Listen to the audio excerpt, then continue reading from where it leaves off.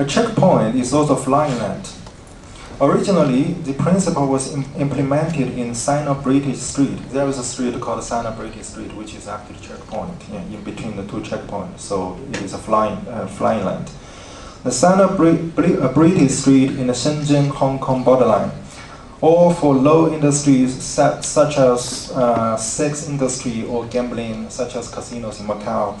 However, by implanting high-value program into the model with special policies from the government, we can expect a more intellectual flying land. So it is our proposal is actually both political and architectural. We had to go to the education department, Ministry of China, to say we have to open up this educational borderline here. And we have to go to the scientific ministry to say we have to make a collaboration between education and the industry, and we have to make this collaboration in between the local universities and the overseas universities. So all these are actually totally new experiments, and it is totally political. And organize the flows in the same format of checkpoint, where universities, venture capitals, and enterprises can be happily working together. It is a free zone of creative industry, financial business, united universities, and high-tech researches, with borderline museums and creative shopping malls and virtual libraries, mixed-star hotel, and a global forum of creativities, and actually opposed SEZ. So just now I had this story of what I define as a post-SEZ. Here I want to show what is a pre-SEZ. And this is a PRD. If PRD is a city cluster with extroverted gesture to the world, you can see it is open to the world. The pre-PRD is actually an introverted gesture to the hinterland agricultural China.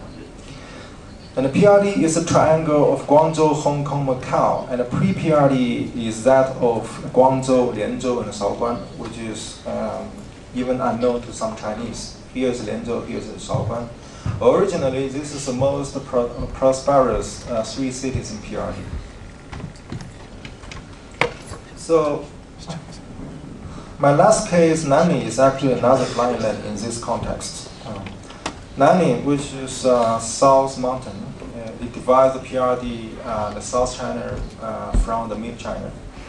Is another case of a special zone as a national nature reserve zone, which luckily escaped from the environment unfriendly development of the local city where it is located. It is belong to Shaoguan, but actually it is under the management or the governance of the central government, which is actually flying land again. But unluckily staggered in a very lowly developed situation. So just like what we discovered in Anyang, there is a very rich biodiversity in Nanning because of its geographical location on extension of the Everest Mountains, which is amazing. From Everest Mountain, there's a line from Everest Mountain to Nanning. This is the same mountain. So a lot of very special species, animals, insects you can find in Nanning. These natural resources have been changed into a public education program in this species library or archive and many other public spaces in the forest. The recent public art program is an effort to revive their community in a high-value, low-cost, and environmental-friendly way. In this picture, a French artist was invited to Nanning by art space called a creative space, or Vitamin Creative Space, tries to revive the socialism theater by redistributing its performance space, thus redistributing the space of power to the audience and the common villagers here.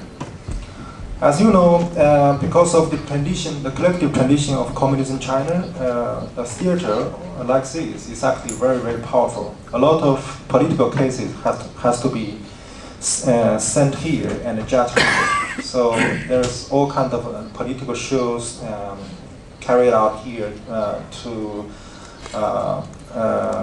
promote the idea of communism and also tell the people how to behave.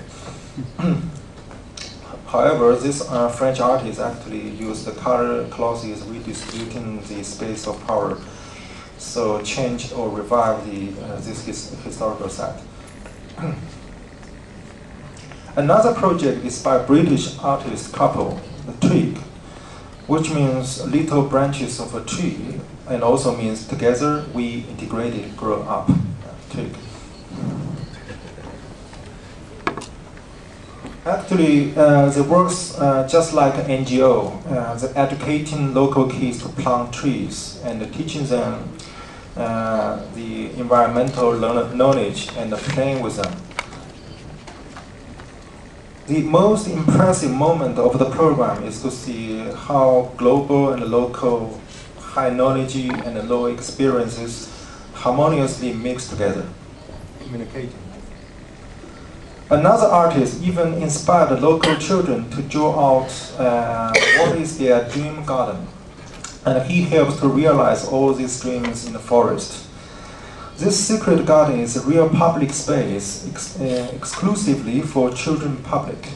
It is a public art, not because it's simply art in public or public in art, but art by public, and the public interacted and inspired by art and with art, and which can be an exemplar for Anyang APAP. So Shenzhen and Nanning, the two cases shows how opposite attitudes of government on market economy, doing almost everything and doing almost nothing. However, both are bounded within a clear zone, a borderline which was defined by the central government as a gift from the planning economy. Special treatment on special zones under a centralized system differs China from its previous arbitrary development model. It has the potential to develop the localness-oriented cultural industry in the post-globalization. Okay, thank you.